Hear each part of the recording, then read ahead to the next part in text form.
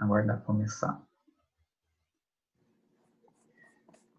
Pronto, nós já estamos gravando. Eu irei compartilhar aqui a apresentação. E quero já avisar que hoje a minha ideia é falar bem menos do que nos outros encontros. Eu irei apresentar aqui uma seleção de alguns versículos dentro dessa temática, aqui dos versículos 151 a 221. A ideia aqui é a gente meio que fechar esse tema e com e aí a semana que vem a gente vai fazer uma revisão no sentido de ter uma semana a mais para refletir sobre os 3 encontros que nós vamos ter e poder trazer talvez algumas dúvidas ou questões que nós levantamos depois dos encontros e que muitas vezes não dá tempo de trazer. Como vocês estão vendo, aqui o tema principal desse grupo de versículos são os chamados 5 envoltórios da manifestação, que tem total relação com os corpos que nós comentamos na semana passada. E justamente porque nós estamos aqui falando sobre a questão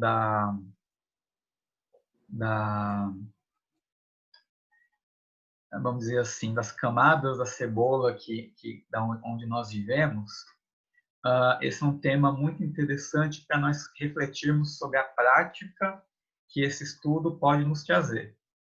Então, a ideia hoje é que, como nós nas últimas semanas já tivemos algumas questões bem interessantes sobre a lógica dessa tradição do Vedanta Advaita, hoje eu quero enfocar um pouco mais em alguns trechos que podem nos gerar insights para a gente repensar a nossa prática de vida e, em consonância com os 4 treinamentos, com a questão da autopurificação, a gente conseguir pensar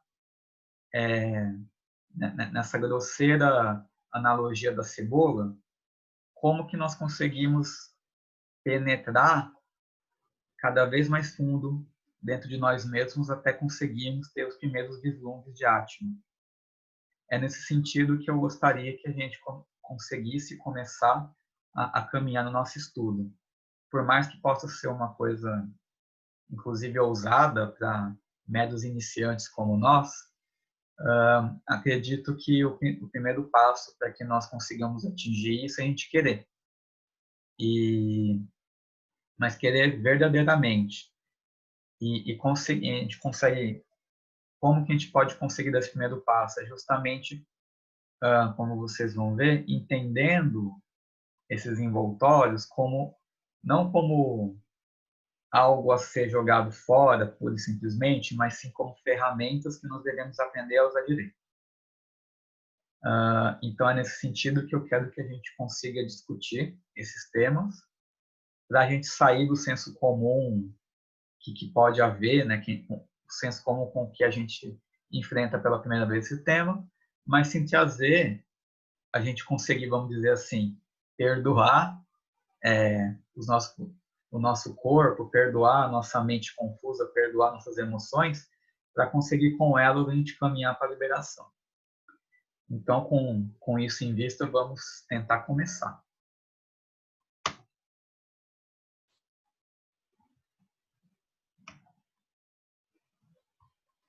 Bom, antes de mais nada, a temática principal do encontro de hoje são os 5 envoltórios. Diz o versículo 212, de acordo com os Vedas, Atman é o que permanece após você dissolver, acabar com 5 envoltórios.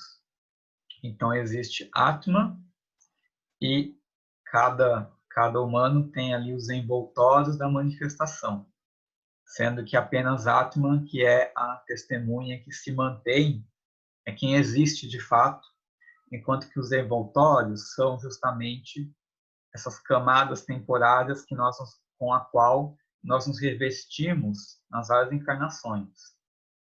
E vejam que é como se fosse agora um aprofundamento da ideia de corpos e de veículos. Aqui um comentário a esse versículo. Aqui existem alguns termos sânscrito bem, que para eu não me enrolar eu vou tentar evitá-los, mas aí sempre que possível eu coloco junto alguns os termos abrasileirados, vamos dizer assim, para tornar um pouco mais fluido nossa conversa, mas eu sempre que possível eu mantenho o termo em sânscrito para a gente manter um certo rigor. Então, aqui dos 5 veículos, 5 envoltórios, nós tratamos do corpo físico, do corpo vital, né, do prana, do corpo mental, do corpo búdico, de Budi, e do corpo da bem-aventurança, que seria ali que acredito eu, depois a gente pode discutir um pouco melhor, que pode ser, por exemplo, uma espécie de explicação para aquela ideia de Atman como um corpo individual, que é uma confusão que às vezes acontece, principalmente aqui em ambiente teosófico, sobre aquele Atman dos 7 princípios, dos 7 veículos do homem, que às vezes, em alguns momentos, aquela coisa do eu superior acaba confundindo um pouco, porque é como se fosse uma personificação ainda dualista do átomo. Então, peraí, aquele átomo que muitas vezes se fala, quando a gente fala dos 7 corpos, é átomo universal ou é um átomo pessoal? E é um problema que nós, às vezes, encontramos e que depois, na discussão, a gente pode até voltar. Acho que é bem importante para a gente refinar um pouco aquilo que a gente muitas vezes encontra nos nossos primeiros momentos aqui na Sociedade Teosófica. Justamente porque vocês veem aqui que é principalmente daqui que vem toda aquela doutrina dos 7 corpos, e aqui você vê que eles se datam como 5.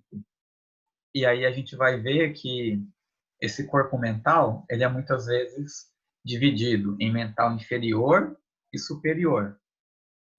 E aí muitas vezes você tem a picuinha surge nessa divisão. Mas são 5, são 7, são 6.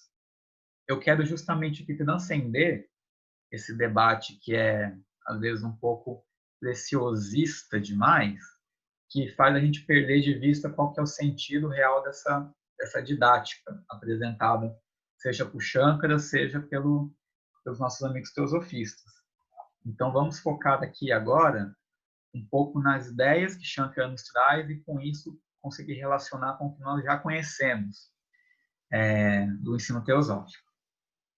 Então, esses são corpos envoltórios que recobrem Atman, e eles podem ser entendidos como indo do mais denso, do mais grosseiro, até o mais sutil, o mais leve. Então, você vê que aqui é um degradê, indo do que é visível e grosseiro para o sutil e invisível. Então, é como se fosse um mergulho, cada vez indo mais fundo na sutileza da vida, seja ela psíquica, mental ou búdica. E aí, dentre essas substâncias, entre aspas, como bem coloca o comentador, Atman é a mais sutil. Pois bem, então vou trazer aqui alguns tópicos sobre os envoltórios e em seguida a gente abre para a discussão. Pois bem, quando forem removidos esses 5 envoltórios, o Logos brilhará em todas as direções, a eterna felicidade que a tudo permeia e é uma presença viva. E atribuímos as qualidades de Atman àquilo que não é Atman. Essa ignorância, esse erro profundo é o que causa as reencarnações ou os renascimentos. O momento em que você consegue distinguir e discernir o real do irreal, você deixa de confundir aquilo que é um pouco mais sutil com Atman. Por exemplo, você já, em algum momento, você já não confunde seu corpo físico com Atman, mas confunde seu corpo astral. Você vai continuar gerando karma que vai te dar, vai gerar sementes kármicas que vão propiciar séries de encarnações. Então, você ainda pode se aprofundar, deixar o engano de confundir Atman com seu corpo astral, mas você vai ali logo se enganar com seu corpo mental. E assim sucessivamente. Até que em dado momento você consiga discernir entre tudo aquilo que é mais grosseiro do que Atman, você vai identificar como não Atman. Por isso que tem toda esse preciosismo, essa exigência teosófica de você conseguir não cair nas garras do psiquismo, de você controlar o engano que o psiquismo pode te gerar quando você não tem ele sob controle. Porque essa atribuição de você confundir Atman com não Atman é causada por manas, que vocês verão logo que é a mente, em termos gerais, que é a causa primária de você nascer, sofrer e morrer e renascer de novo. Que é o de uma pessoa, de um homem desprovido de discernimento, confunde Atman com não Atman, e é manchado pelas gunas rajas e tamas, que são as gunas mais grosseiras. Então, aqui, o primeiro ponto é que nós temos que a autopurificação, ela passa por nós conseguirmos fazer um tratamento específico com o nosso corpo mental. E aqui eu falo mental como Manas, que ele já inclui ali, vamos dizer assim, o emocional e o mental, pensamento e sentimento. E vocês vão ver que na abordagem de Shankara é tudo colocado no mesmo balaio e que por questões didáticas ela com o tempo ficou mais interessante para o homem ocidental você dividir esses dois. Aí vocês vão ver por quê. Então, começando. Este corpo físico, Annamaya, é um corpo produzido pelo alimento, que vive através da alimentação e que perece quando ele falta. É uma massa de pele, carne, sangue, ossos e impurezas.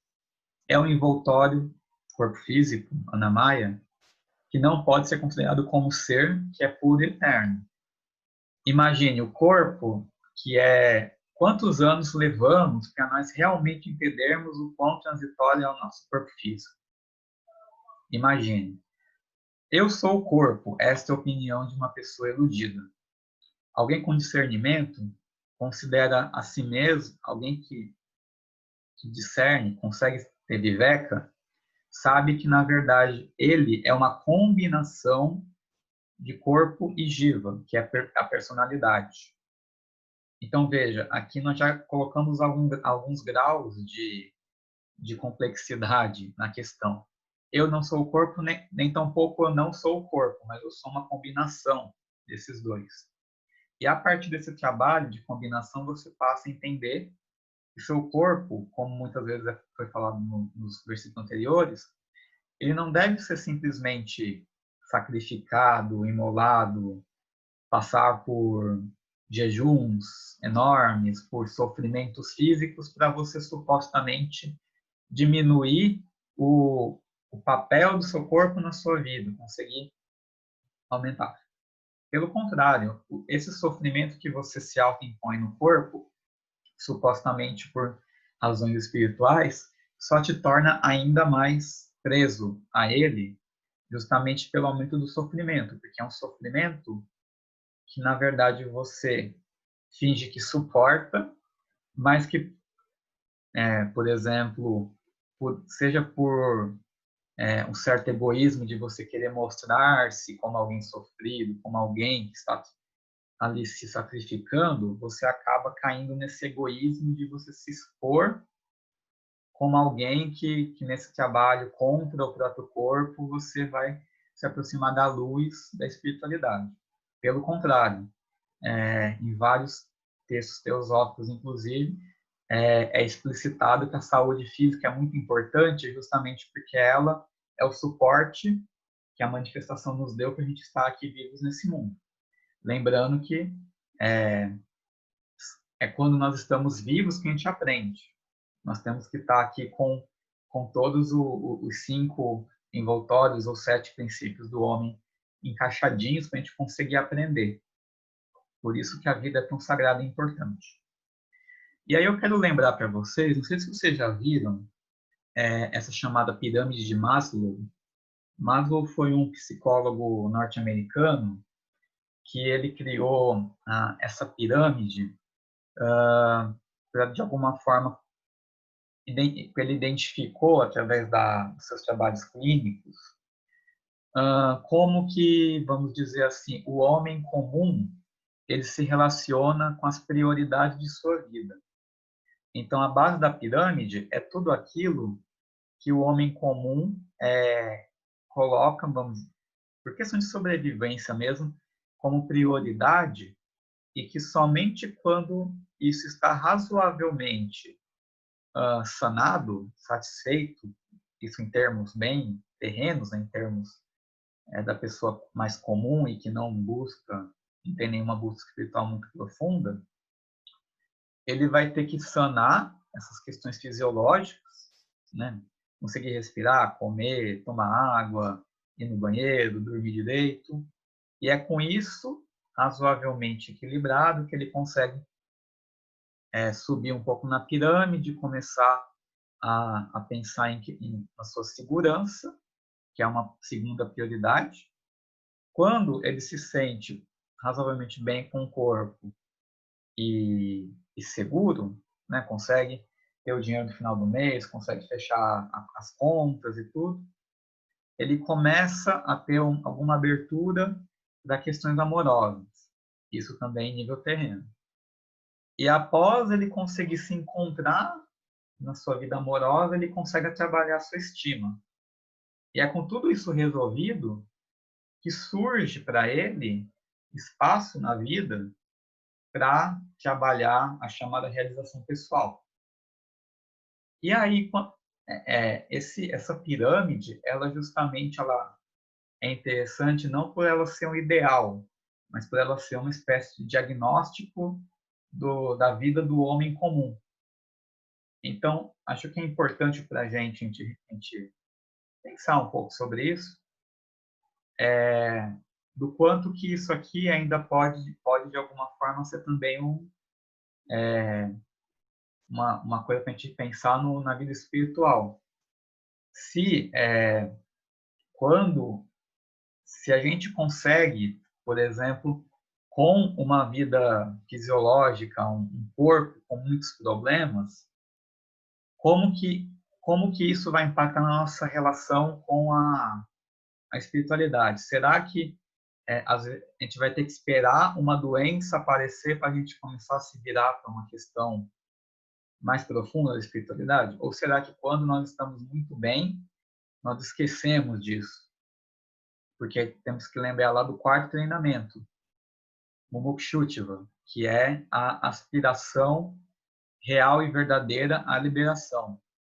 Será que é só quando a coisa está ruim na vida terrena que nós olhamos para o espiritual? Será que nós conseguimos aprender a fazer o caminho contrário? Nós, através da espiritualidade, conseguimos arrumar o resto de nossa vida? Será que nós conseguimos, em vez de usar como uma espécie de fuga momentânea, nós trazermos a espiritualidade como uma espécie de cola que consegue unir esses fragmentos que nós chamamos de vida? Será que nós devemos realmente fragmentar nossa vida em trabalho, vida familiar, escola? Será que não, justamente a espiritualidade não é algo que pode vir para unir esses momentos e nós, através de uma vida, se nós conseguimos transformar nossa vida em algo mais próximo da unidade da vida, será que isso aqui não é um ótimo laboratório para a gente conseguir, mesmo que intelectualmente, chegar próximo da ideia que o Vedanta de Vaidanta quer nos trazer? Isso é uma reflexão que a gente tem que fazer a vida inteira, mas que eu acho muito importante para a gente não se enganar pensando que a vida espiritual, na verdade, é virar as costas para as questões práticas quando na verdade são questões práticas que mostram para a gente a realidade espiritual. É nesse momento que você consegue botar em prática o que a gente lê, o que a gente estuda. E acho que isso é muito importante para nós que tivemos o bom ou mau karma de nascer no Brasil.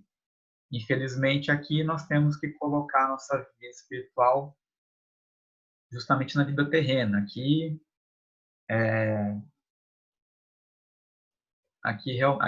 Pela nossa história, pela vida mesmo que a gente leva, pode ser tanto um empecilho quanto um ótimo estímulo para a gente olhar para a vida espiritual com olhos um pouco mais menos iludidos pela, vamos dizer assim, pelas fantasias que podem surgir na espiritualidade e justamente colocá-lo na vida prática. E esse é um desafio que nós estamos o tempo todo batendo de frente. Então, não há avidya, ignorância, além de manas. Manas em si é avidya. É como a Isis Rezende, numa palestra sobre o corpo mental, nos diz: a mente mente descaradamente e frequentemente. A mente sempre mente. Só que é uma mentira que nós tomamos como verdade.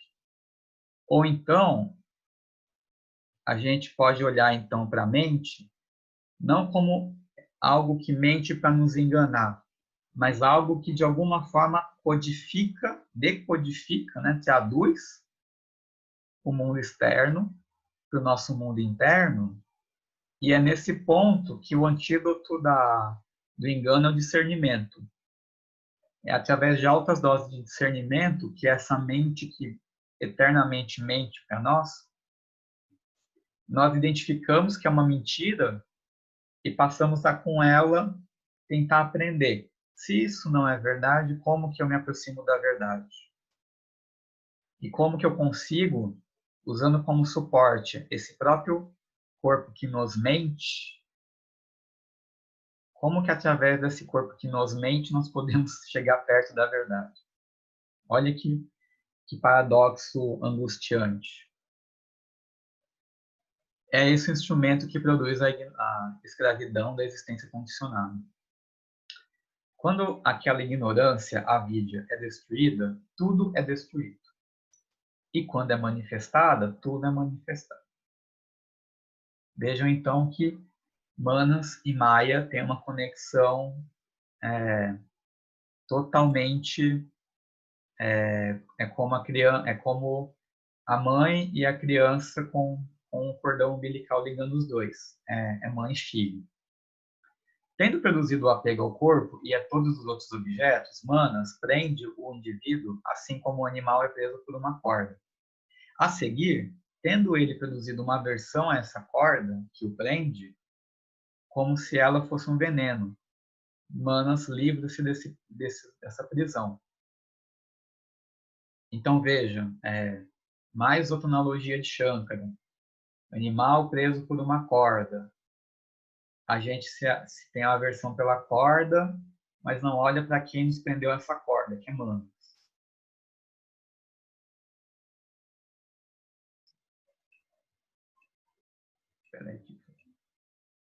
Manas é, portanto, a causa da escravidão do indivíduo e também de sua liberação. Manas, quando manchada pela paixão, pelo sentimento avassalador e pelo desejo incontrolável, é a causa da servidão. E da liberação, quando se torna puro, destituído de paixão, achas e de ignorância, tamas. Então veja, o mesmo instrumento que nos gera a avidya, também nos gera a liberação, pois ele é um envoltório por onde a gente tem que passar, a gente tem que atravessar essa porta de manas, da mente, para conseguir ir mais fundo, no mundo mais sutil, mais próximo de átomo. Quando predominam o discernimento, viveka, e o desapaixonamento, vairagya, manas, mente, tendo atingido aquele grau de pureza, torna-se apto para a liberação. E, portanto, esses dois atributos, vairagya e viveka, desapaixonamento e discernimento, Esses dois atributos de um homem desejoso por liberação, o Mukshutva, e preenchido por Buddhi, têm de ser fortalecidos de saída. Então, vejam, aqui nós temos a ligação daqueles 4 treinamentos com a autopurificação de manas para a gente conseguir fazer, vamos dizer assim, desligar manas de kama, que é o desejo, e ligar manas a Buddhi. Então, no ambiente teosófico é muito comum você falar que tem o mental inferior, que é kama manas, e o superior, que é Buddhi manas. Então, imagine se você for pensar em Atman como algo elevado nos céus e o material como algo que está mais perto da Terra. Então, é como se o mental superior estivesse com nossa mente olhando para os céus, olhando para o elevado da Atman, enquanto que o mental inferior está ligado ao terreno, ao material. É daí que vem essa diferenciação do linguajar teosófico. E aí, Buddhi, que eu acabei de falar, com suas funções e combinado com os órgãos de percepção, torna-se o veículo da consciência, cuja característica é a ação que é a causa do processo de nascimentos e mortes. Lembra que manas, por ser o local onde ocorre de fato a ignorância, é o local onde é gerado as sementes kármicas que vão nos condicionar a nascer novamente. Então, se manas pode ser purificado através da sua ligação mais forte com Buddhi do que com Kama, mais forte com a consciência do que com o desejo, é também ali onde você vai conseguir reverter esse processo de reencarnações. Através de uma mente de humanas que, estando mais ligado com Buddhi, que vocês vão ver que é como se fosse um refletor um pouco opaco e pálido, mas ainda assim um refletor de Atman em nossas vidas, que é vitalizado por Atman. Quando sua mente consegue ser muito mais fiel a Buddhi do que subjugado à Kama, ao desejo, as causas de renascimento começam a ficarem mais escassas. Você começa a deixar de fazer o que popularmente se fala de gerar karma, que eu diria que é gerar motivos, vamos dizer assim, gerar sementes kármicas que vão necessitar de reencarnações para serem resolvidas. Então, a modificação de Prakriti, que é a Maya, manifestação, chamada de envoltório Vijnanamaya, que é justamente o veículo da consciência, resulta do envoltório da individualidade, que reveste a Atma e que possui as faculdades de cognição e ação, e cuja função é especializar o corpo, órgãos e outros, assim como o ego. Em um versículo do encontro passado, nós falamos sobre Atman vitalizar Buddhi. E eu sempre penso nele como uma espécie de refletor bem pálido, mas que de alguma forma consegue ali, através de Buddhi, você ter uma conexão com sussurros, né, de Atman. E aqui nós vemos que, por seu envoltório ainda da individualidade, ainda está ligado, restrito ao tempo e ao espaço. Buddhi mergulha, recolhe experiências provenientes dos vários graus de encarnação, mergulhando e emergindo. Mergulha, depois volta. As experiências de dor e prazer pertencentes ao estado de vigília somem. E outras condições advêm desse veículo da consciência. Este Vijnanamaya, refletindo a luz do Logos, de Atman, é manifestado nos sopros vitais, que você pode lembrar lá na nossa conversa sobre Sushumna, do veículo do prana, e no coração. Este Atman, sendo incrustado neste Upadi, parece ser o ator e desfrutador. Lembre-se, Atman como uma testemunha, quem está ali o tempo todo presente, mas incógnito pelos envoltórios.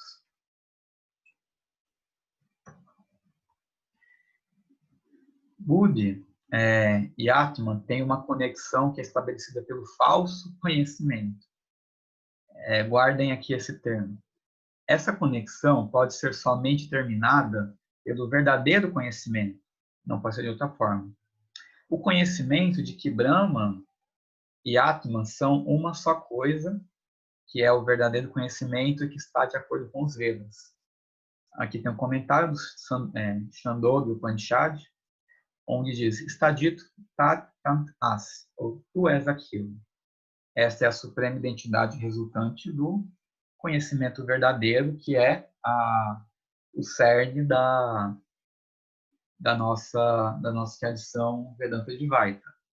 E aqui é interessante pensar que a conexão de Atman com Buddhi, ela é falsa no sentido de que ela ainda é temporária, ainda é colocada no espaço no tempo e não e ainda você pode também pensar que ela ainda é dualista no sentido de que pela sua manifestação ela também pode ser confundida com o verdadeiro mais profundo que seria Atman.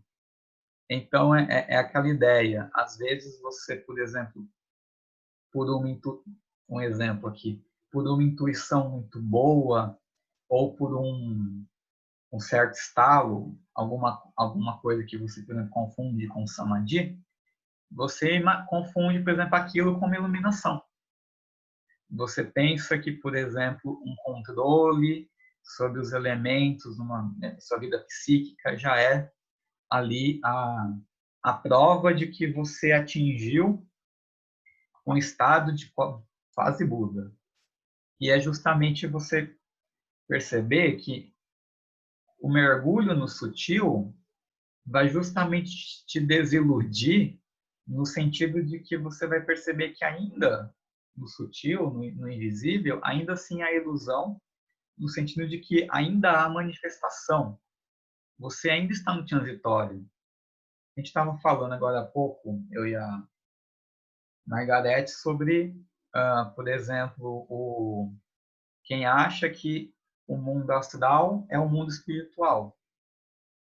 E você não, por exemplo, não aceita que possam existir ainda subdivisões ou sutilezas ali dentro, como se tudo que é invisível fosse espírito, fosse espiritual. E essa é uma grande questão dentro da teosofia, e que por isso mesmo eu já deixo aqui aberto a comentários, para que a gente possa trazer o debate, aqui aterrissar o debate para a nossa vida terrena, e como eu falei anteriormente, eu gostaria que a nossa ideia hoje fosse justamente fazer essa aterrissagem para a gente conseguir, com todos os insights que possam ter aparecido nos nossos últimos encontros, a gente poder começar a pensar também em como tudo isso se apresenta na nossa vida cotidiana. O que o Vivekachudamani está nos trazendo, apesar de ser um livro de 2.500 anos atrás, o que ele pode nos trazer para nós, aqui ocidentais, em 2020, no meio de uma pandemia. Agora estamos abertos a discussões.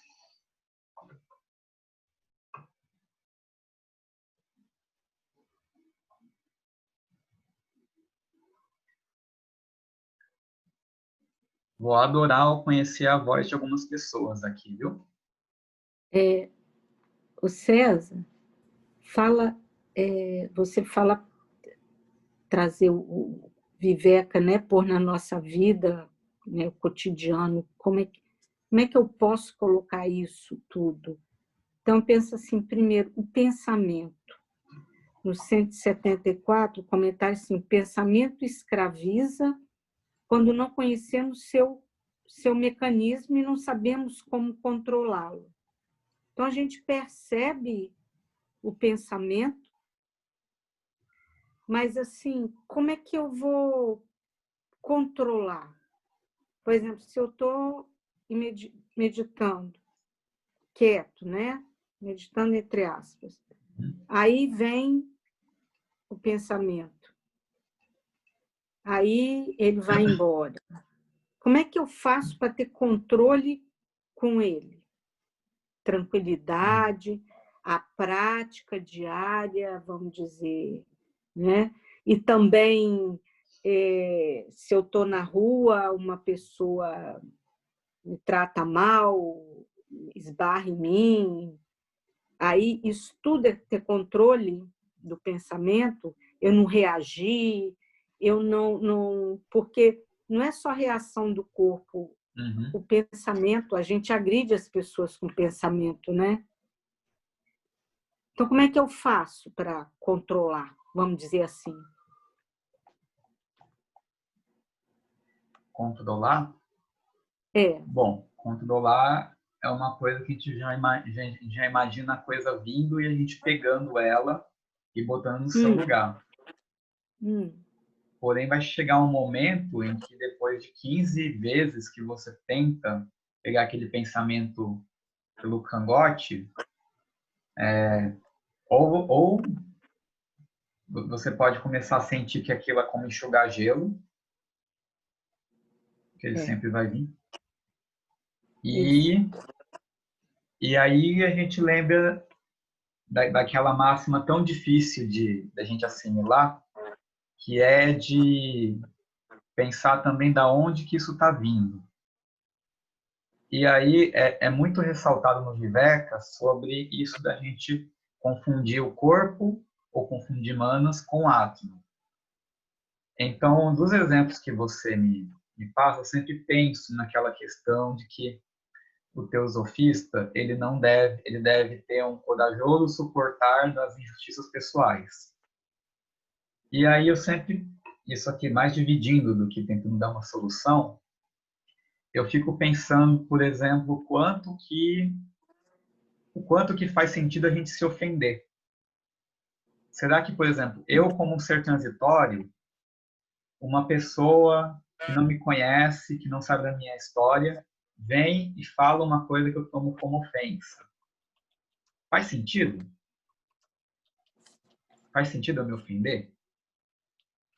Faz sentido eu muitas vezes ser muito mais tocado justamente por uma ofensa do que por uma inverdade, por exemplo, espiritual? É por isso que eu sempre penso que a questão emocional é muito importante.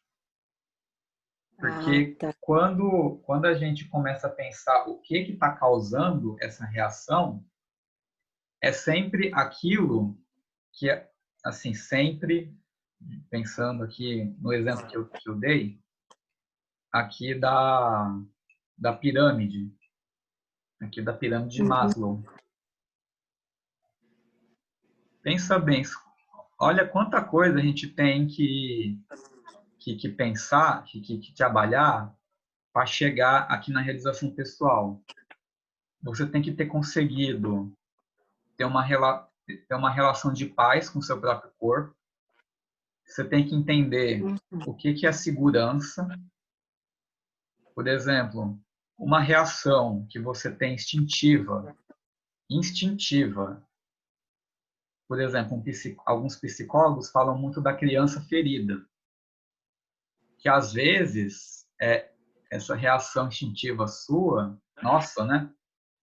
Está muito mais ligado a uma coisa lá no nosso passado distante do que uma coisa real. Pensa nas fobias, nos medos, nas coisas. Sem contar aqui nas questões afetivas. A gente pode se imaginar como uma pessoa fria ou controlada, mas esse controle significa que a gente está calando um monte de coisa que a gente sente aqui embaixo. Então, é por isso que eu trouxe aqui essa pirâmide, porque é muito mais do que ela ser real ou não, no sentido espiritual, ela é bastante didática. E quando a gente pensa em questões do que a gente tem que cavucar no nosso nível de manas para conseguir alcançar uma aspiração mais sincera pela espiritualidade. É a gente conseguir resolver tudo isso antes. Porque, como eu acho que Sim, o pode que falar. está quando você fala em cavucar, me veio agora na cabeça.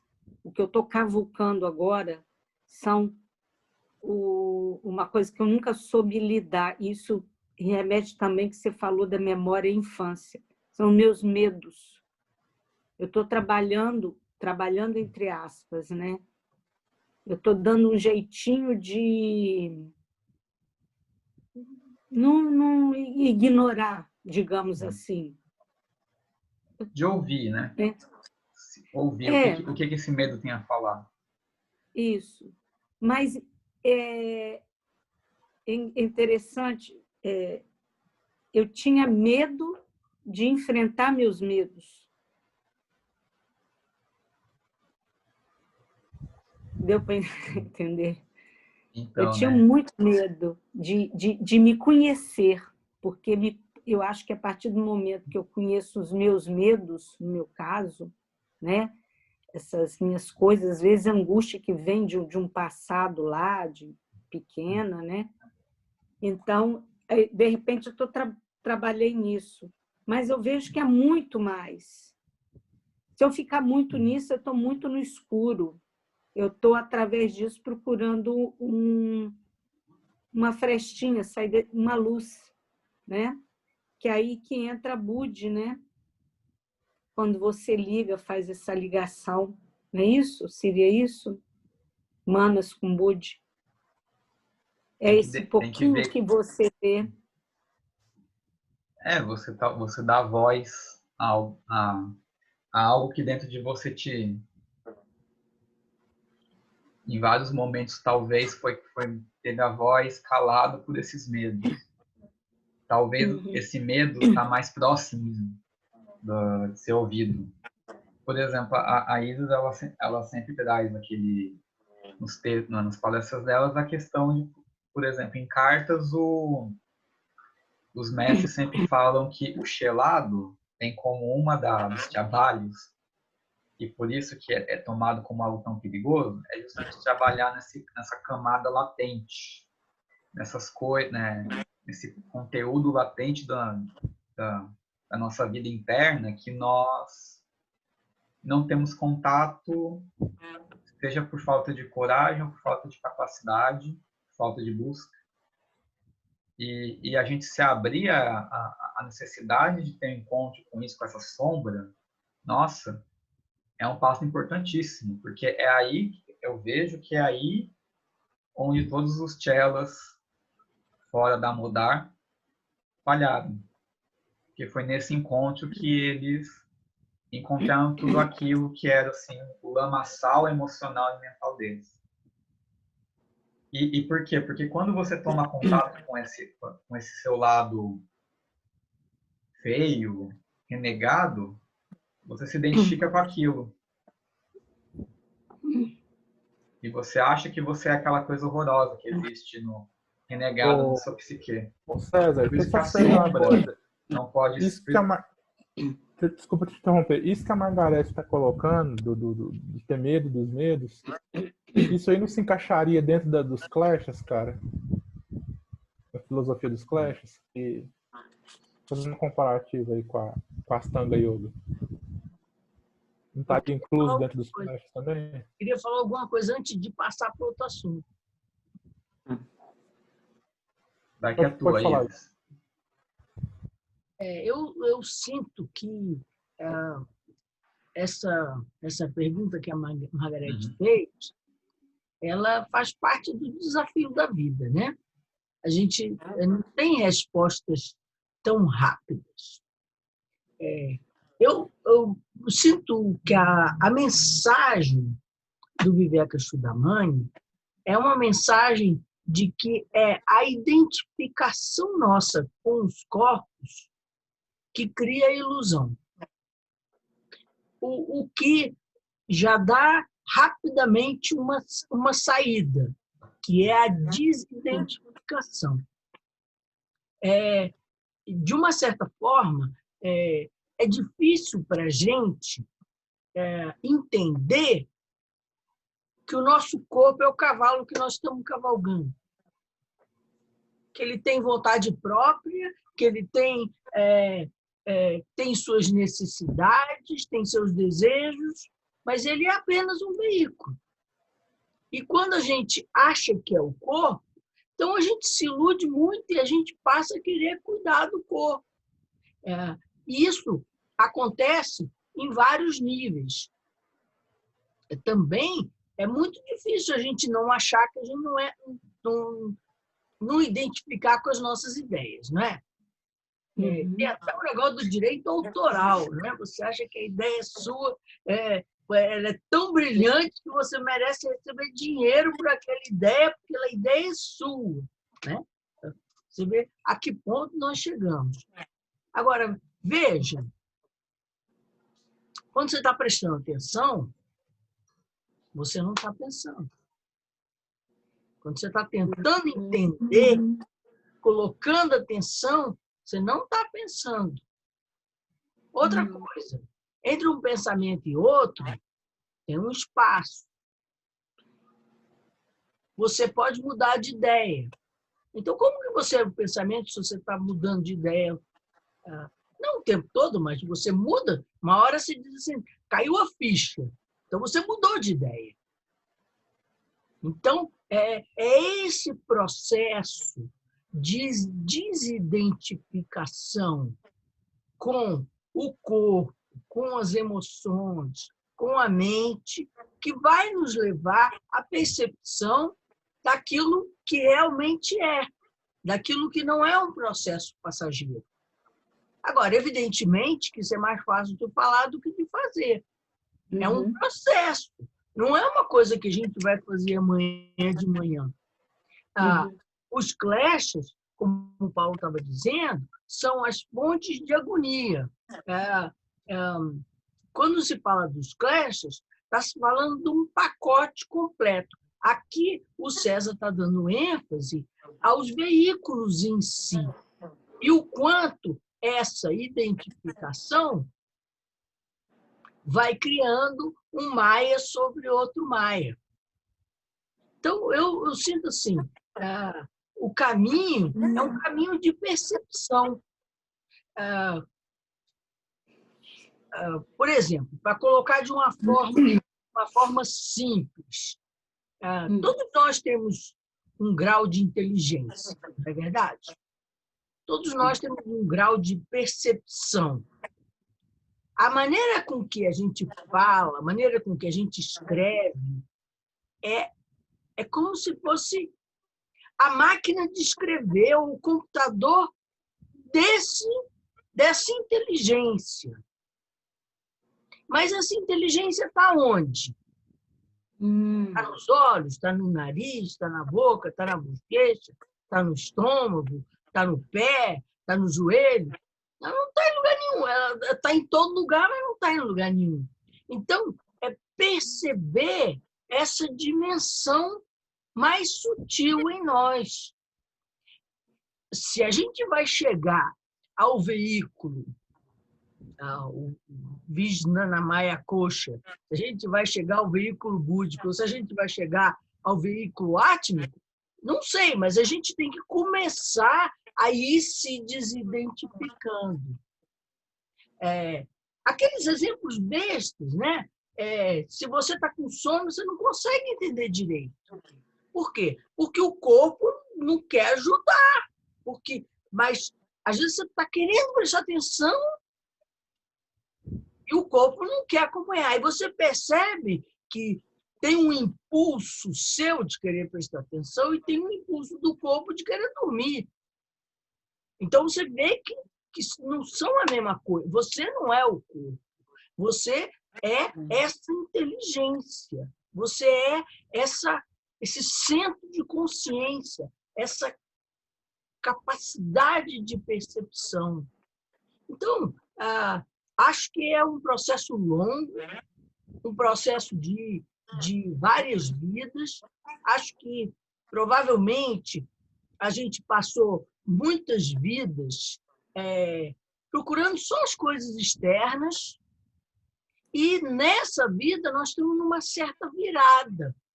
Nós estamos nos conscientizando que as coisas sutis são mais importantes do que as coisas simplesmente de ter uma casa boa, de ter roupas finas, de ter status e muito dinheiro, coisas desse tipo. Agora, com isso está dizendo que nós vamos ter que passar fome, não ter casa, viver num barraco? Não, é apenas um desidentificar, saber que as coisas têm o seu lugar, mas elas não são exatamente o que a gente está procurando. A gente está procurando algo mais sutil, algo mais inteligente, algo mais divino, dizer assim. Então, assim, não quero falar mais, senão vou alugar a orelha de vocês, mas assim, só para dar uma ideia, que é um processo que não é rápido. É um processo de ir caindo a ficha, de ir percebendo, e, se possível, se a gente for meditando, melhor ainda, porque aí você vai se sintonizando com a sua natureza mais sutil e soltando a percepção de que o que importa são seus sentimentos, o que importa é o corpo, o que importa são as suas ideias, coisas desse tipo. Pronto, falei demais. Não. Ô, César, eu queria fazer um comentário aqui, cara, do verso 171. Falou dele hoje, não falou? 171? Vou projetar.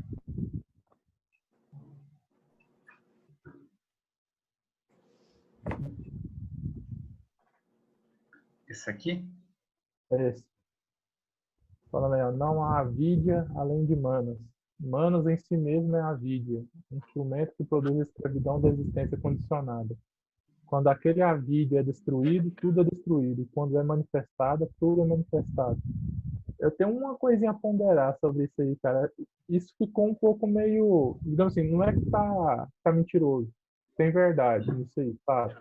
Mas ficou incompleto, porque eu acho que a vida não termina só no plano manásico, no humanos inferior, humanos superior. Eu acho que até que se transcenda o veículo áqumico, até no plano áqumico ainda existe dualidade. E tem um sutra lá do Ciência do Yoga, do Rohit Mehta, não sei onde, não estou lembrado bem qual que é, mas ele fala lá que a dualidade ainda permanece até no plano áqumico. Ou seja, se tem dualidade, ainda tem a vida ainda, que é a ignorância. É que eu entendo isso pensando que os corpos, eles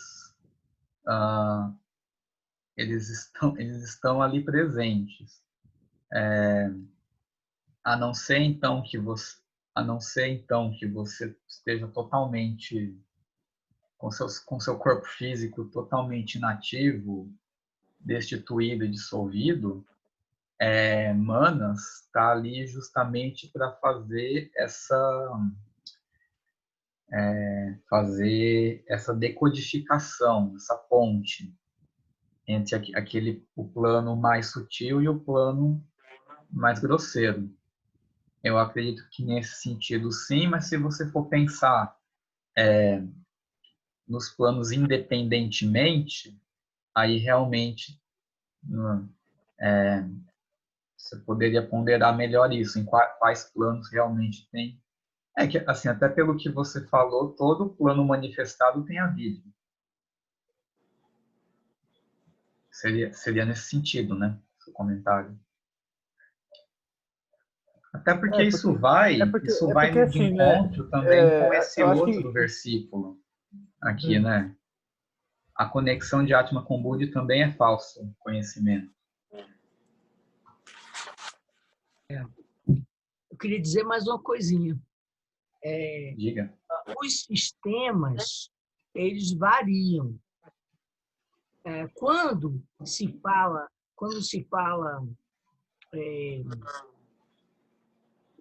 no sistema da Vedanta, a única realidade é Atman. Não é nem Atma, é Atman.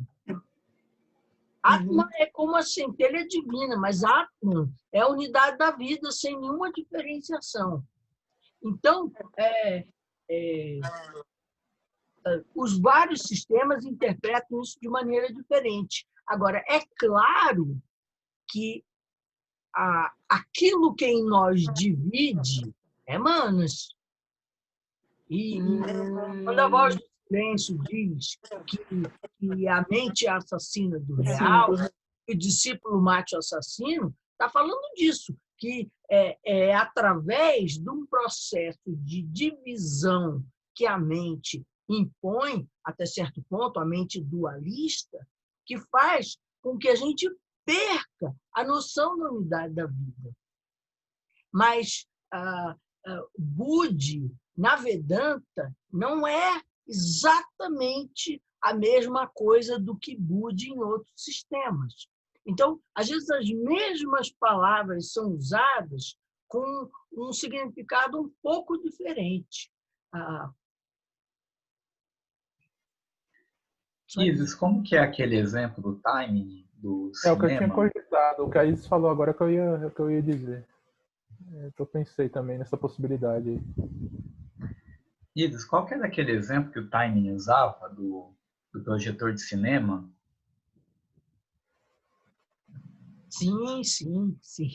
O Lembra exemplo dele? do cinema é o seguinte: quando você está no cinema, você tem um filme, você tem a luz que projeta na tela. A luz em si, ela é fixa, ela é imutável. Mas se você está olhando na tela, você está vendo o movimento do filme. E uma coisa, vamos dizer assim, é emanação da outra. Uma coisa tem origem na outra. Então, quando se fala de Atman, da unidade da vida, que é perene, que é imutável, está se falando dessa luz, onde passa o filme e o filme tem todo o movimento. Então, tem uma dimensão em nós que não é afetada por nada dessas coisas do plano físico, nem do emocional, nem do mental. Lá o Martin Leidman, ele costuma dizer que o quadro negro ele não é afetado pelas coisas que você escreve nele. Então, tem uma matriz que é indiferenciada. Mas essa matriz entra em manifestação através de um sistema eu acabei de usar a palavra, agora esqueci. Emanação, quer dizer, uma coisa gera outra,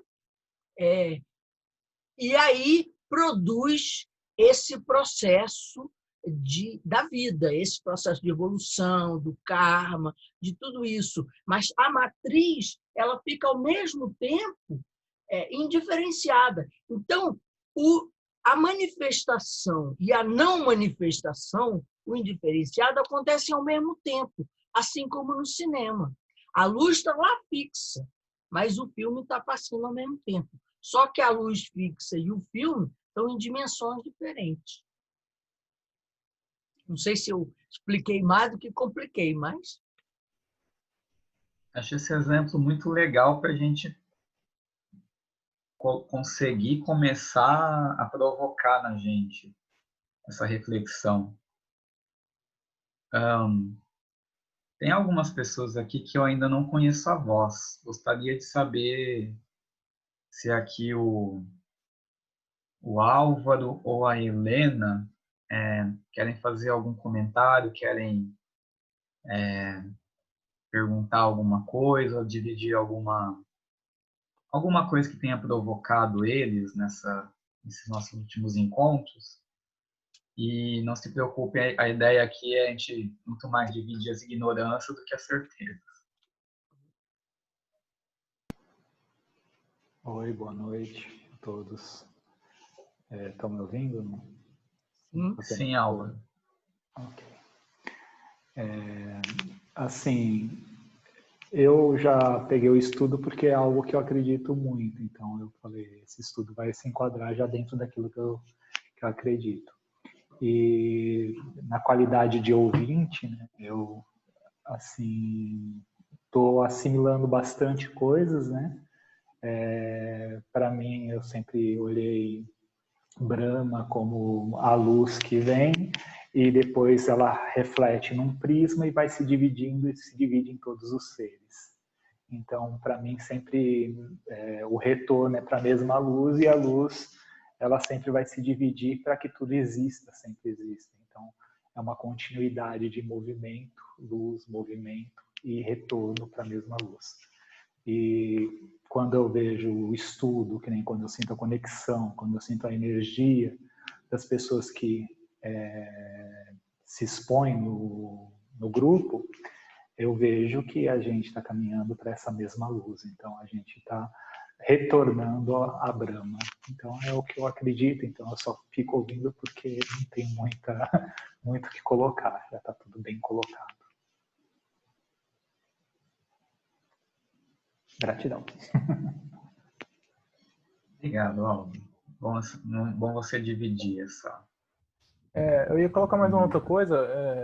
A Isis tinha comentado que essa variação de algumas nomenclaturas, né, ou diferenciação de significação com alguns termos entre a ciência do yoga, que é a Astanga Yoga, e o Advaita Vedanta aqui, né? No caso, eu já tinha lido em alguns outros livros de outros mestres da Advaita Vedanta, que eles falam muito sobre eles chamam de vasanas, né? E acho que não é nada mais do que os kleshas, né? Manifestados, são as manifestações dos kleshas, né?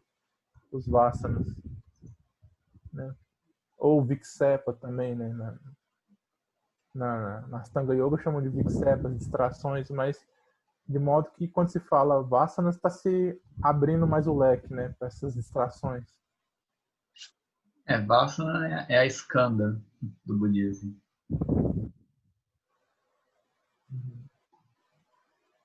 De maneira que eu sinto assim que os vasanas ele atrapalha muito na sadhana do discípulo no começo, quando ele não se tem isso que a Isis estava falando, de ter um intervalo entre um pensamento e outro, que na Raja Yoga é chamado de kisanas, K-S-A-N-A-N-A-S, kisanas, esses intervalos entre de não manifestação entre um pensamento e outro, né? Eu acho interessante isso aí, porque algumas outras meditações de outras linhagens falam que, por exemplo, no Zen, eles falam que esse intervalo entre um pensamento e outro é aí que você tem que se focar, né? Não que dê para você segurar isso, mas ficar mais atento a isso quando ocorrer esse intervalo entre um pensamento e outro. Na tradição budista tibetana Gelugpa, Tsongkhapa ele até abrange um pouco mais, não o intervalo entre os pensamentos, mas entre as meditações. Ele coloca que justamente é o intervalo entre uma sessão de meditação e outra, que é o que importa na vida espiritual, que é você ver a reflexão dessa sessão no intervalo entre sessões. Que sempre, se você pode meditar 4 horas por dia, ainda vai sobrar outras 20 para você viver. Então, até uma analogia. Os intervalos são muito importantes em vários tipos de abordagem, seja entre pensamentos, seja entre meditações, seja entre encontros. é sempre aquela questão, você atinge o estado e tem que fazer o possível para mantê-lo. Ou então que ele reverbere de uma forma positiva e ativa nos estados seguintes.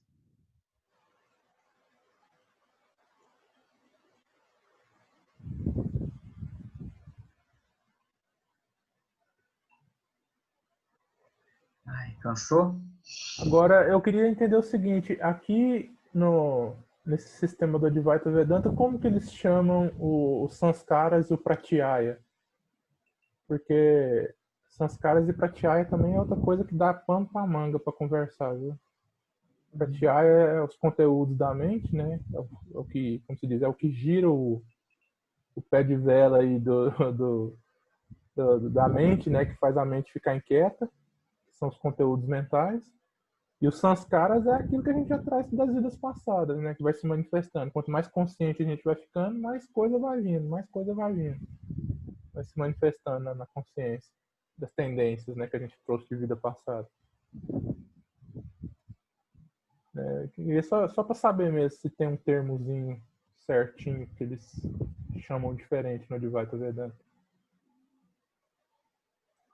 Se alguém souber, me diga. Ó, por exemplo, aqui no versículo 7.7, você vai encontrar que ele faz menção ao termo sanskaras no 7.7. Mas você vê que acontece a mesma coisa que com o samsara, com a avidya, que é um termo que ele é usado en passant. Não tem a mesma ênfase que em outras tradições. Eu estou chegando lá, 7.7.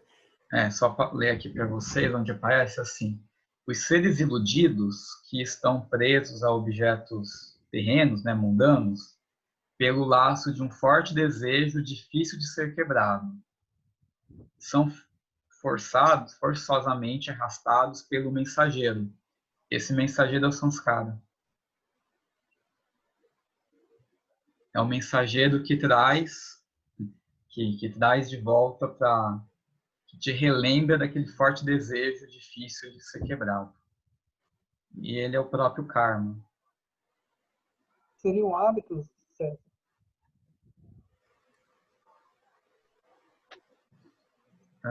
O hábito, acho que o hábito é talvez acho que imaginaria uma manifestação desse desejo. Esse desejo talvez é uma coisa que esse sanskara não é uma coisa tão aparente.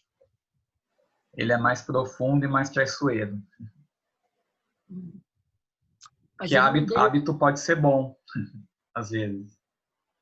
Mas não deixa de ser um hábito também, né? Porque é uma tendência da mente a caminhar naquela direção, né? Não deixa... Tem um quê de hábito, embora seja mais do que isso, né? É mais uma propensão, né? Isso.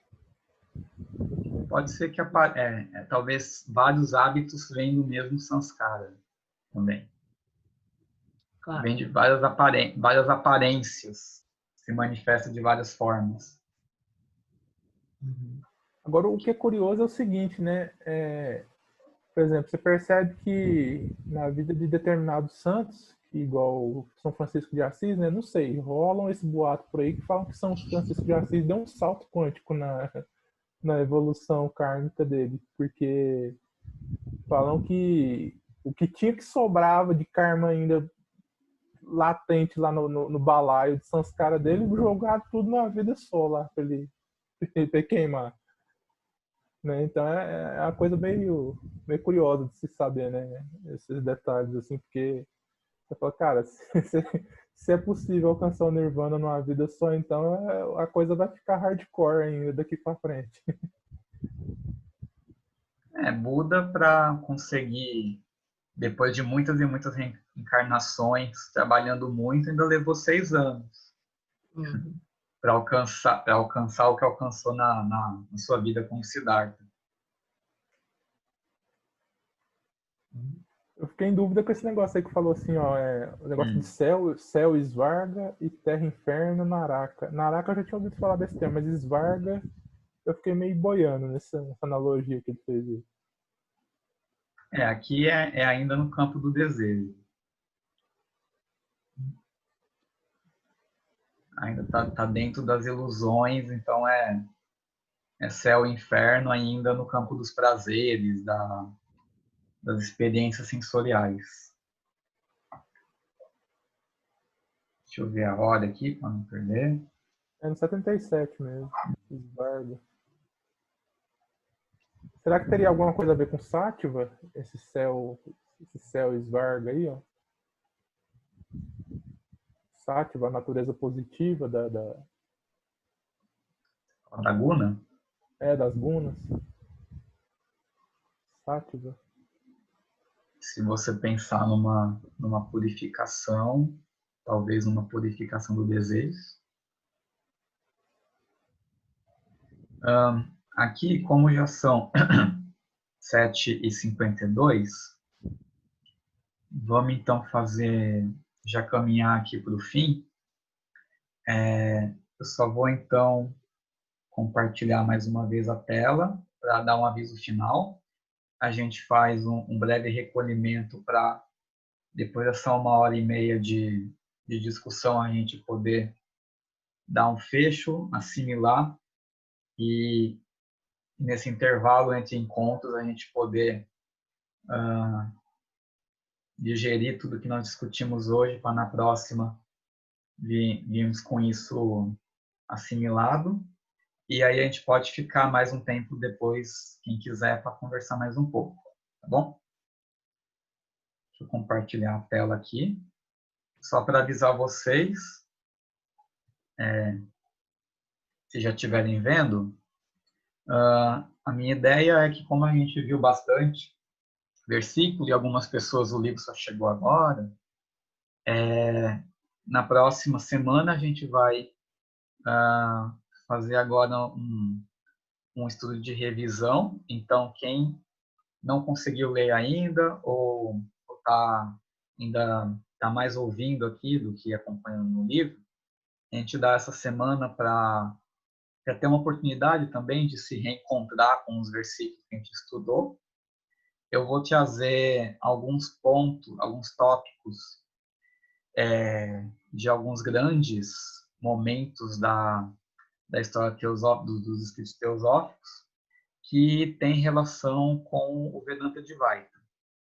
Então, vou trazer alguns pontos que Blavatsky nos trouxe, Subbarao, principalmente no livro recém-lançado Escritos Esotéricos, e também alguns pontos de contato com as cartas dos Mahatmas. Eu vou trazer algumas coisas assim bem mais leves, assim, para a gente conseguir, com o que nós já trouxemos aqui nos encontros, a gente ter mais momentos para poder assimilar mais profundamente que a gente estudou até agora e também ter mais uma semana para se reencontrar. Não é tipo E na aí saia justa, não. Mas qual o volume da Carta dos Mahatmas? 1 ou 2 que você extraiu? Tem nos dois. 2? Sim. Beleza. Depois você fala o capítulo lá que eu vou dar uma procurada. No WhatsApp lá que você me disse. Na verdade, tem muito. Eu vou ter que selecionar porque eles falam muito. A Isis sabe muito bem. E aí não se preocupem, a gente na semana que vem também conversa mais. E a ideia aqui é que pode ser tanto o primeiro encontro ou já mais encontros que você tem com o Vivek Shuddamani. Então, a ideia é que a gente traga bagagem para a gente continuar estudando esse livro por mais muitos anos ou vidas. Então, a ideia é que durante o percurso nós vamos dando essas paradas estratégicas para a gente assimilar, rediscutir, trazer novos insights e também para não sobrecarregar todo mundo aí que estiver tentando acompanhar esses outros estudos. Beleza? Então eu vou aqui parar de compartilhar a tela e também vou terminar aqui a gravação.